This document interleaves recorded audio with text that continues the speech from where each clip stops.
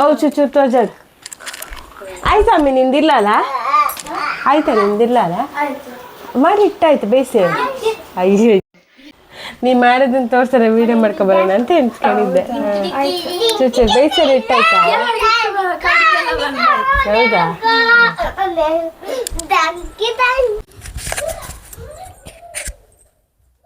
ನಮಸ್ತೆ welcome back to the channel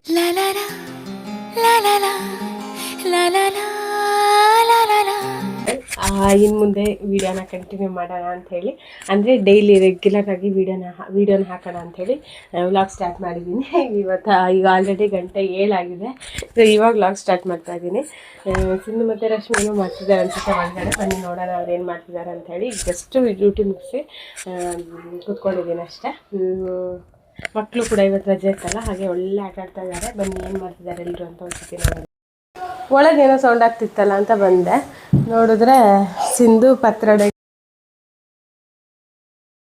so ನಾ ಬರೋಷ್ಟರಲ್ಲಿ ಅವ್ರದ್ದು ಆಗೋಗಿದೆ ಆಲ್ಮೋಸ್ಟ್ ಆಗಿದೆ ಇಂಥದ್ರಲ್ಲಿ ವೆರೈಟೀಸ್ ತುಂಬ ಟೈಪಲ್ಲಿ ಮಾಡ್ತಾರೆ ಪತ್ರೊಡೆ ಸೊ ಅವಳು ಬೇಯಿಸಿಟ್ಟಿದ್ದಾಳೆ ಏನು ಮಾಡ್ತಾಳೆ ಹೇಗೆ ಅಂತ ಮತ್ತೆ ನಾನು ತೋರಿಸ್ತೀನಿ ಈಗ ಸದ್ಯಕ್ಕೆ ಆಲ್ರೆಡಿ ಆಲ್ಮೋಸ್ಟ್ ಆಗಿದೆ ಸೊ ರೆಸಿಪಿ ಅಂತೂ ತೋರ್ಸೋಕ್ಕಾಗೋದಿಲ್ಲ ಬಟ್ ಏನು ಮಾಡಿದ್ದಾಳೆ ಅಂತ ತೋರಿಸ್ತೀನಿ ಬನ್ನಿ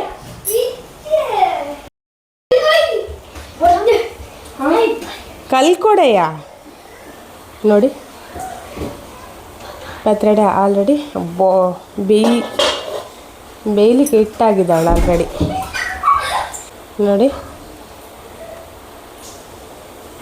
ಇವಾಗ ಈವ್ನಿಂಗ್ ಅಂದರೆ ಈಗ ರಾತ್ರಿ ಊಟಕ್ಕೆ ಎಷ್ಟು ಬೇಕಷ್ಟು ಮಾಡಿದ್ದಾಳೆ ಅಷ್ಟೇ ಸ್ವಲ್ಪ ಬೇಯಕ್ಕಿಟ್ಟಿದ್ದಾಳೆ ಆಮೇಲೆ ಪತ್ರೊಡೆನ ಇದಕ್ಕೆ ಹಾಕ್ತೀವಲ್ಲ ನಾವು ಏನು ಅರೆಪ್ ಅಂತ ಹೇಳ್ತೀವಿ ನಾವು ಇದಕ್ಕೆ ಸೊ ಕನ್ನಡದಲ್ಲಿ ಖಾರ ನಾವೇನು ಸಾಂಬಾರಿಗೆ ಖಾರ ಕಡಿತೀವಲ್ಲ ಅದೇ ಥರ ಇದರಲ್ಲೆಲ್ಲ ಸ್ವಲ್ಪ ಲೈಟಾಗಿ ಮಸಾಲೆ ಕಡಿಬೇಕು ಓಕೆನಾ ಆ ಥರ ಕಡ್ದು ಇದು ನಮ್ಮನ್ನು ಮಿಕ್ಸ್ ಮಾಡುವಂಥದ್ದು ಆಮೇಲೆ ತೋರಿಸ್ತೀನಿ ನಾನು ನಿಮಗೆ ಕಂಪ್ಲೀಟ್ ರೆಸಿಪಿ ಎಂತ ಮಾಡೋದು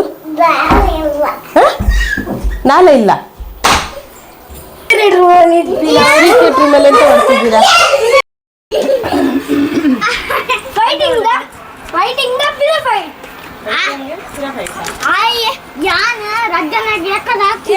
ನೀನೆಂತ ಮಾಡಿದ್ರು ಅವ್ರ ಅಣ್ಣನವರು ಮಧ್ಯಾಹ್ನ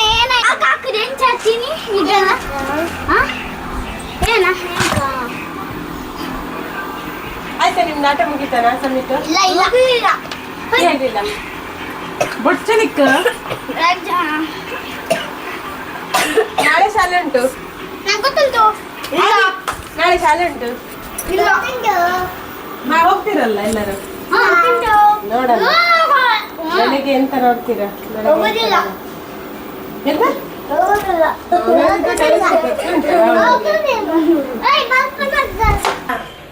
ಎಲ್ಲ ಕಟ್ ಮಾಡಿ ಇಟ್ಟಿದ್ಯಾ ಅರೆಪೆಗೆ ಸ್ವಲ್ಪ ದೊಡ್ಡದಿರಲಿ ಅಂತ ದೊಡ್ಡ ಕಟ್ ಮಾಡಿಟ್ಟ ಸೀಪೆಗೆ ಸಣ್ಣ ಕಟ್ ಇದೀಗ ಅದಕ್ಕೆ ಇದು ಅರೆಪ ಹಾಕಕ್ಕೆ ಸುಮಾರು ದೊಡ್ಡ ಕಟ್ ಮಾಡಿದ್ಯಲ್ಲ ಇಲ್ಲ ಚಕ್ರ ಇರ್ಲಿ ಅಂತ ಫ್ರೈ ಮಾಡ್ಲಿಕ್ಕೂ ಆಗತ್ತೆ ಬೇಕಾದ್ರಲ್ಲ ಈಚೆದು ಸ್ವೀಟ್ ಈಗ ಬೆಲ್ಲಕಾಯಿ ಹಾಕ್ಲಿಕ್ಕೆ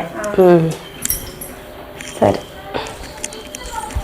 ಕಾಯಿ ಬೆಲ್ಲ ರಶ್ಮಿ ಟೇಸ್ಟ್ ಮಾಡಿದ್ರಿ ಚೆನ್ನಾಗಿತ್ತಾ ಚೆನ್ನಾಗಿತ್ತಾ ಚೆನ್ನಾಗಿತ್ತು ಈಗ ರೆಡಿ ಮಾಡ್ಕೊಂಡ್ಲು ಬಾಣಲೆ ಇಟ್ಟಿದ್ದಾಳೆ ಇದೀಗ ಇದಕ್ಕೆ ಬೆಲ್ಲಕಾಯಿ ಹಾಕೋದಕ್ಕ ಅಥವಾ ಅರೇಪಿಗೆ ಅಂದರೆ ಇದಕ್ಕೆ ಬಾಣಲೆ ಇಟ್ಟು ಎಣ್ಣೆ ಹಾಕಿದ್ದಾಳೆ 1-2 ಸ್ಪೂನ್ ಎಣ್ಣೆ ಹಾಕಿದ್ದಾಳೆ ಈಗ ಸಾಸಿವೆ ಚಿಟಪಟ ಕಡಲೆಬೇಳೆ ಸ್ವಲ್ಪ ಹಾಕಿದೆ ಯಾಕೆಂದರೆ ನಮ್ಮಲ್ಲಿ ಕಡಲೆಬೇಳೆ ಅಷ್ಟು ಇಷ್ಟಪಡಲ್ಲ ಅದಕ್ಕೆ ಸ್ವಲ್ಪ ಉದ್ದಿನಬೇಳೆ ಬೇವಿನ ಸೊಪ್ಪು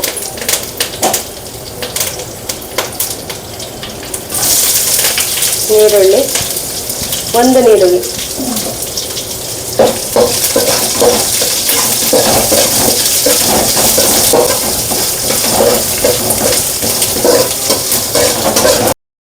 ಈಗ ನಾವು ಆವಾಗಲೇ ಕರೆದಿಟ್ಟಿದ್ದಾಳಲ್ಲ ಮಸಾಲ ಅದನ್ನು ಹಾಕೊಳ್ತಾ ಇದ್ದಾರೆ ಇದು ನಾರ್ಮಲ್ ನಾವು ಸಾರಿಗೆ ಹೆಂಗೆ ಕಡಿತೀವಿ ಹಾಗೆ ಕಡಿಯೋದು ಬಟ್ ಸ್ವಲ್ಪ ಲೈಟಲ್ಲಿ ಮಸಾಲ ಹಾಕೋಳು ಅಂದರೆ ಖಾರ ಜಾಸ್ತಿ ಹಾಕೊಳ್ಳಿಕ್ಕಿಲ್ಲ ಅಲ್ಲ ಈಗ ಇದಕ್ಕೆ ಎಷ್ಟು ನೀರು ಬೇಕೋ ಅಷ್ಟನ್ನು ಸೇರಿಸ್ಕೊಳ್ಬೇಕು ಫಸ್ಟಿಗೆ ಇದಕ್ಕೆ ಹಾಕಿರುತ್ತಲ್ಲ ಹಂಗಾಗಿ ಇದಕ್ಕೆ ಸ್ವಲ್ಪ ಸಾಕು. ಅಂದರೆ ಹೌದು, ಅಂದರೆ ಪತ್ರೊಡೆ ಎಲೆಗೆ ಹಚ್ಚುವಾಗ ಮಸಾಲೆ ಹಚ್ಚುವಾಗ ಅದಕ್ಕೆ ಕೂಡ ನಾವು ಮಸಾಲೆಯನ್ನು ಹಾಕೊಂಡಿರ್ತೀವಿ. ಅಂದರೆ ಈ ಕೊತ್ತಂಬರಿ, ಜೀರಿಗೆ, ಮೆಣಸು ಇವೆಲ್ಲವನ್ನು ಹಾಕೊಂಡಿರ್ತೀವಿ, ಹುಳಿ, ಬೆಲ್ಲ, ಬೆಳ್ಳುಳ್ಳಿ. ಹಾಗಾಗಿ ಇಲ್ಲಿ ಎಕ್ಸ್ಟ್ರಾ ಜಾಸ್ತಿ ಸೇರಿಸೋ ಅವಶ್ಯಕತೆ ಇಲ್ಲ, ಸ್ವಲ್ಪ ಕ್ವಾಂಟಿಟಿಲಿ ತಗೊಂಡ್ರೆ ಆಯ್ತು.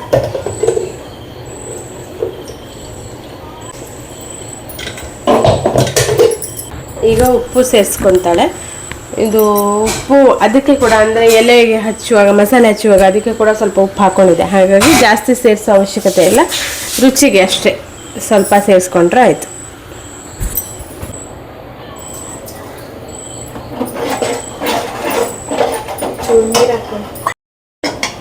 ಈಗ ಚೆನ್ನಾಗಿ ಕುದೀತು. ಈಗ ಹಾಕೊಂಡು ಸೇರಿಸ್ಕೊಂಡು ಹಾಕಿ ಒಂಚೂರು ಕುದಿಸಿ ಆಫ್ ಮಾಡಿರೋದು. ಇದು ನಿಮ್ಗೆ ಹೆಂಗ್ ಬೇಕೋ ಆ ರೀತಿಯಲ್ಲಿ ಕಟ್ ಮಾಡ್ಕೊಳ್ಬೋದು. ಸಣ್ಣ ಬೇಕಿದ್ರೆ ಸಣ್ಣಕ್ಕೆ ಮಾಡ್ಕೊಳ್ಬೋದು. ಇದು ಸ್ವಲ್ಪ ದೊಡ್ಡಕ್ಕಿರ್ಲಿ, ಮತ್ತೆ ಅದು ಫುಲ್ ಕಲಡಿ ಹೋಗುತ್ತಲ್ಲ, ಅದಕ್ಕೆ ನಾನು ಸ್ವಲ್ಪ ದೊಡ್ಡಕ್ಕಿಟ್ಟೆ. ಇನ್ನೆಲ್ಲ ಫುಲ್ ಇದ್ದಾರೆ. ಹೌದು, ಈಗ ಸಹ ನೋಡಿದ್ರೆ ಅದೇ ನೋಡ್ತಿದ್ದಾರೆ, ಅದಕ್ಕೆ ಹೇಳಿದ್ ನಾನು ಇನ್ನೆಲ್ಲ ಕಲಿತೀರ ಫುಲ್ ಶಂಕ ಉರ್ಸೋದು ಎಲ್ಲ ಹಾಕಿ ಆಯ್ತು. ಈಗ ಮಸಾಲಕ್ಕೆ ಸ್ವಲ್ಪ ದೊಡ್ಡ ಪೀಸ್ ಮಾಡ್ಕೊಂಡಿದ್ದೆ, ಯಾಕೆ ಕಲಡಿ ಹೋಗುತ್ತೆ. ಫುಲ್ ಕಲಸಿ ಹೋಗುತ್ತಲ್ಲ, ಒಂಥರ ಪಾಯಸದ ಥರ ಆಗುತ್ತೆ. ದೊಡ್ಡ ದೊಡ್ಡ ಪೀಸ್ ಇದ್ರೆ ಒಂಥರ ಚೆನ್ನಾಗಿ ಆಯ್ತು. ಸೀಪದಕ್ಕಾದ್ರೆ ಅದ್ರಿಗೆ ನರೇಪ್ ಹಾಕಲ್ಲ. ಎಷ್ಟು ಚೆನ್ನಾಗಿದೆ ಗೊತ್ತಾ, ಕಲರ್ಫುಲ್ ಆಗಿದೆ ಅಲ್ಲ. ತಿನ್ನೋಕ್ಕೂ ಅಷ್ಟೇ ಚೆನ್ನಾಗಿರುತ್ತೆ. ಈ ಮಳೆ ಸೀಸನಲ್ಲಿ ಮಾತ್ರ ತಿನ್ನೋಕ್ಕೆ ಚೆನ್ನಾಗಿ. ಸೊ ಹಂಗಾಗಿ ಮಳೆ ಹೇಗಿದ್ರು ಬರ್ತಾನೆ ಇದೆ, ಸೀಸನ್ ಮುಗಿಯೋ ಥರ ಕಾಣಲ್ಲ. ಹಂಗಾಗಿ ಮಾಡಿ ತಿಂತಾ ಇರೋದು. ಸುಮಾರು ಸತಿ ಆಯ್ತು ಮಾಡಿದ್ದೀನಲ್ಲ. ಎಷ್ಟು ಸತಿ ಆಯ್ತು? 4-5 ಟೈಮ್ಸ್ ಆಗಿರ್ಬೋದು ನೀನು ಮಾಡಿ. ನಾನು ಒಂದ್ಸತಿ ಮಾಡಿದ್ದೀನಿ, ಒಂದೇ ಸತಿ. 2-3 ಸರಿ ಅಷ್ಟೇ, 4ನೇ ಸರಿನಾ ಅಂತ. 4 ಟೈಮ್ಸ್. ನಾನು ಒಂದ್ಸತಿ ಮಾಡಿದ್ದು ಒಂದು 5 ಟೈಮ್ಸ್, ಒಟ್ಟು 5 ಟೈಮ್ಸ್ ಮಾಡಿದ್ದೀನಿ. ಮಾಡ್ತಾ ಇರೋದು ತಿಂತಾ ಇರೋದು. ಗ್ರೇವಿ ಜಾಸ್ತಿ ಆಯ್ತು ಸ್ವಲ್ಪ, ಅದಕ್ಕೆ ಬಿಸಿ ಆಗಿಲ್ಲ. ಇಲ್ಲಾಂದ್ರೆ ಹಾಕಿದ ತಕ್ಷಣ ಆಫ್ ಮಾಡಿ ಬಿಡ್ಬೋದು, ಅದೇ ನರೇಪ್ ಕುದ್ದಿರುತ್ತಲ್ಲ. ಒಂಚೂರು ಗ್ರೇವಿ ಹೇಳಿಲ್ಲ, ಅದಕ್ಕೆ ಸ್ವಲ್ಪ. ಈಗ ಇದು ರೆಡಿ ಆಯ್ತು. ಈಗ ಒಗ್ಗರಣೆದು ಮಾಡೋಣ. ಇದು ರೆಡಿ ಆಯ್ತು, ರೆಡಿ ಟು ಈಟ್. ಈಗ ಒಗ್ಗರಣೆದು ಎಣ್ಣೆ, ಸ್ವಲ್ಪ ಎಣ್ಣೆ, ಅದು ಸೇಮ್ ಪ್ರೊಸೀಜರ್. ಎಣ್ಣೆ, ಸಾಸಿವೆ, ಕಡಲೆಬೇಳೆ, ಉದ್ದಿನಬೇಳೆ, ಸಾಸಿವೆ ಚಿಟಪಟ ಅಂದಮೇಲೆ ಉದ್ದಿನಬೇಳೆ,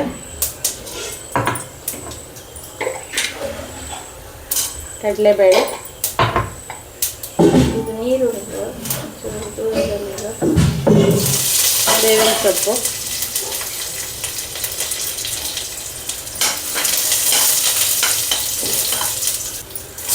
ನೀರುಳ್ಳಿ, ಒಂದು ನೀರುಳ್ಳಿ,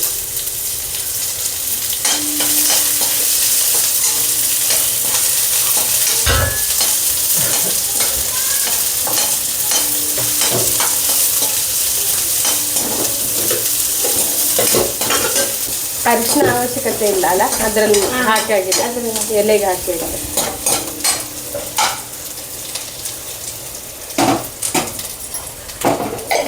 ಸ್ವಲ್ಪ ಉಪ್ಪು ರುಚಿಗೆ ತಕ್ಕಷ್ಟು,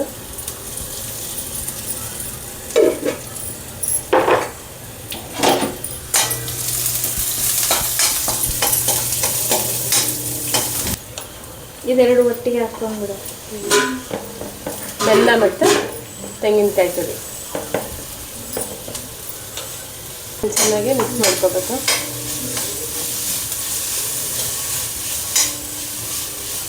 ಈಗ ಆಯ್ತಿದ್ದು.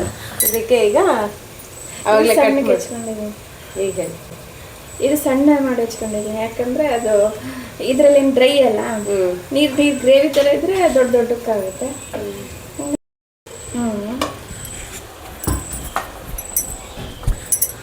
ಎಲ್ಲ ಸೇರಿಸ್ಕೊಂಡು ಮಿಕ್ಸ್ ಮಾಡಿಕೊಂಡ್ರೆ ಆಯ್ತು. ಇದೇನು ಜಾಸ್ತಿ ಹೊತ್ತು ಇಡಬೇಕನ್ನೋ ಅವಶ್ಯಕತೆ ಇಲ್ಲ, ಯಾಕೆಂದರೆ ಇದು ಆಲ್ರೆಡಿ ಬೇಯಿಸಿ ಆಗಿದೆ ಅಲ್ಲ.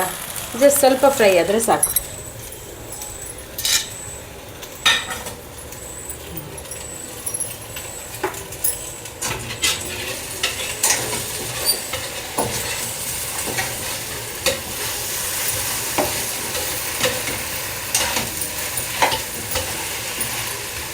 ಇದು ಸ್ವೀಟ್ ಪತ್ರೊಡೆ ಅಂದರೆ ಕಾಯಿ ಬೆಲ್ಲ ಹಾಕಿದ್ದು ನೋಡಿದ್ರಲ್ಲ ನೀವು, ಸ್ವೀಟ್ ಪತ್ರೊಡೆ ಇದು ರೆಡಿ ಆಯಿತು.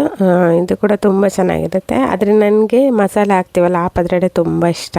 ಸೊ ಹಾಗಾಗಿ 2 ರೀತಿಯಲ್ಲೂ ಮಾಡ್ಕೊಂಡಿದ್ದು. ಅದಾದಮೇಲೆ ಹಸ್ಬೆಂಡ್ ಬಂದರು, ಅವರು ಮೊಟ್ಟೆ ಬೋಂಡ ಮಾಡ್ತೀನಿ ಅಂತೇಳಿ ಎಲ್ಲ ರೆಡಿ ಮಾಡಿಕೊಂಡು ಸೊ ಮೊಟ್ಟೆ ಬೋಂಡ ಮಾಡ್ತಾಯಿದ್ದಾರೆ. ನೋಡ್ಬೋದು ಎಷ್ಟು ಸಖತ್ತಾಗಿ ಬಂದಿತ್ತು ಅಂದರೆ ತುಂಬ ಚೆನ್ನಾಗಿ ಬಂದಿತ್ತು. ಸೊ ಅವ್ರು ಮಾಡಿಕೊಡ್ತಾಯಿದ್ರು. ಅದಾದಮೇಲೆ ಎಲ್ಲರಿಗೂ ಊಟಕ್ಕೆ ಹಾಕಿ ಎಲ್ಲ ಒಟ್ಟಿಗೆ ಊಟ ಮಾಡಿದ್ವಿ. ಇಷ್ಟೇ, ಇದಾಗಿತ್ತು ಇವತ್ತಿನ ವ್ಲಾಗ್. ಈ ವ್ಲಾಗ್ ಇಷ್ಟ ಆದರೆ ದಯವಿಟ್ಟು ಒಂದು ಲೈಕ್ ಕೊಡಿ, ಶೇರ್ ಮಾಡಿ.